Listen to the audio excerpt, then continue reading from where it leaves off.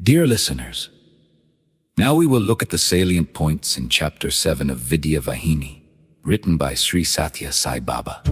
The chapter is titled, The Goal of True Education.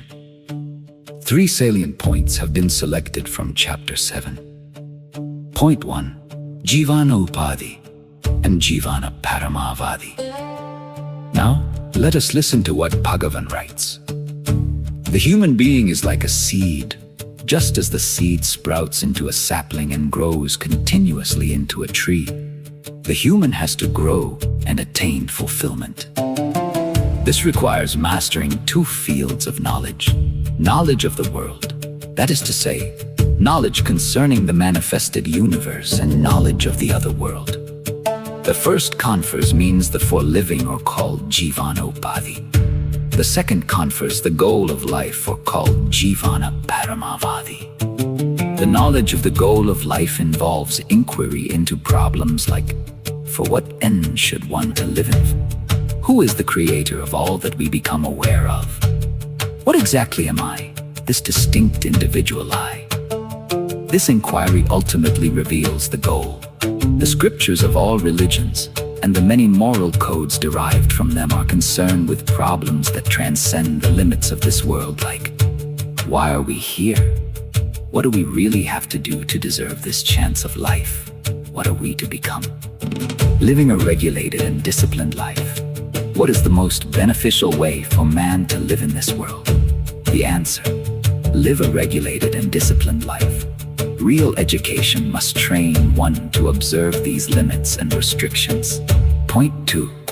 One realizes and experiences the truth of truth, namely, one is the one that is immanent in all that is, in the entire cosmos. Now, let us listen to what Bhagavan writes. What exactly are the gains of disciplined thought and conduct? The rules and regulations are elementary at first. Then, they enable one to be aware of regions beyond the reach of the senses. Later, one can journey beyond the reach of one's mind, and beyond even the outermost walls of what is reachable by all powers enclosed in the human body. Finally, one realizes and experiences the truth of truth, namely, one is the one that is immanent in all that is, in the entire cosmos. One is filled with bliss when fixed in this faith and in this awareness. This process is the acquisition of real education, the culmination of the best educational process. Point 3. The Vedas are the source of all principles of morality, or Dharma. Now, let us listen to what Bhagavan writes. The ancient culture of India, the Sanatana Dharma, is acclaimed as of supreme value, not merely by Indians or Bharatiyas, but by people of all lands. The reason for its universal renown is that it is based on the Vedas. The Vedas are the source of all principles of morality, or Dharma. Velo kilo dharma moolam. Dharma implies all the prescriptions for actions and attitudes that are needed to preserve the status one has gained as the highest among animals and living beings. The Vedas are the treasure chests that contain all the duties and obligations, rights and responsibilities that one has to accept and abide by in life. In the ancient hermitages, after a pupil had finished the studies, the guru gave the pupil such exalted advice as no pupil in any other country received. From a master, these were the commands.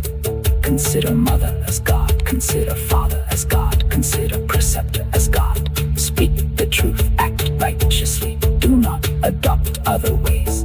This was the advice. Stop all acts that are unrighteous. Engage yourselves only in such activities as would promote your progress.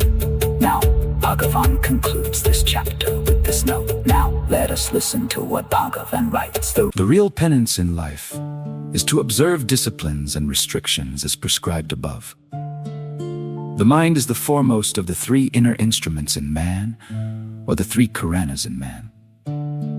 We must protect the mind so that attachment, passion, and excitement do not enter. These extremes are natural to the mind.